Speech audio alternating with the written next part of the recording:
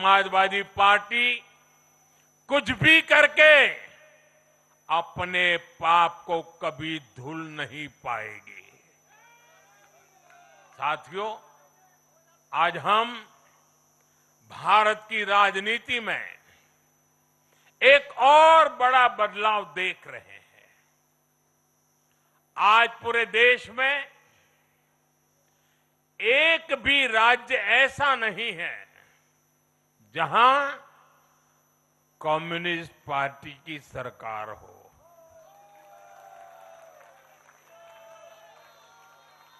एक भी नहीं है। ये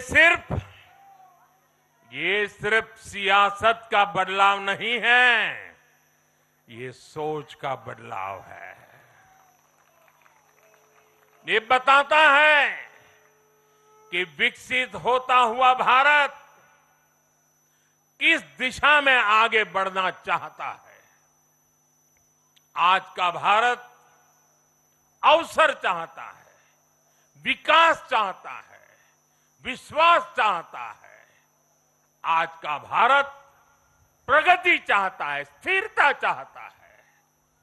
और आज का भारत ऐसी राजनीति चाहता है जो देश को आगे बढ़ाए।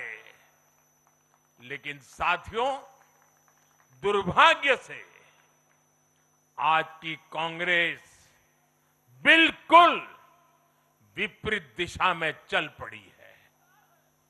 ऐसे समय में जब पूरा देश कम्युनिज्म से किनारा कर चुका है, कांग्रेस उसी विचारधारा को अपनाने में लगी है जिसे देश ने ठुकरा दिया है।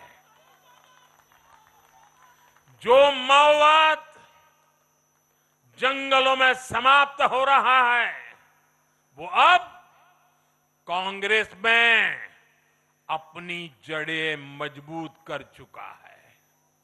और इसलिए कांग्रेस अर्बन नक्सलियों का गिरोह बनती जा रही है। कांग्रेस को एक बात नहीं भूलनी चाहिए, जिस विचार को जनता ने ठुकराया उसे जो अपनाएगा जनता उसे भी ठुकराएगी। साथियों, आज देश का हर राज्य भी एक दूसरे से लड़कर नहीं, एक दूसरे के साथ मिलकर आगे बढ़ना चाहता है। इन चुनावों ने इस संदेश को भी बहुत स्पष्ट किया है। बंगाल, तमिलनाडु और केरल में जिन 3 सरकारों को जनता ने सत्ता से बाहर किया, उनकी एक समान पहचान थी, विभाजन की राजनीति। यही उनकी पहचान थी। उनकी राजनीति जोड़ने की नहीं, तोड़ने की थी।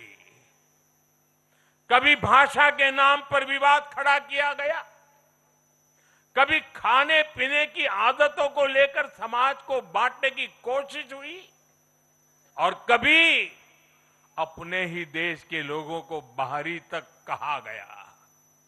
लेकिन भारत की जनता ने इस राजनीति को साफ जवाब दिया है।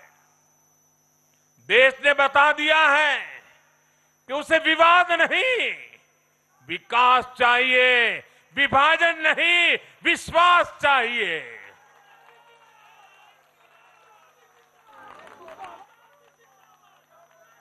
साथियों, आजादी के बाद कांग्रेस ने देश के करीब करीब हर राज्य में सरकारें बनाई। ये आजादी के आंदोलन का जो इमोशंस था, उसका उनको लाभ मिला था, उसमें से उपजा हुआ जनादेश था। लेकिन जैसे जैसे आजादी के आंदोलन का इमोशन से आगे निकल करके देश धरातल के काम पर लौटा,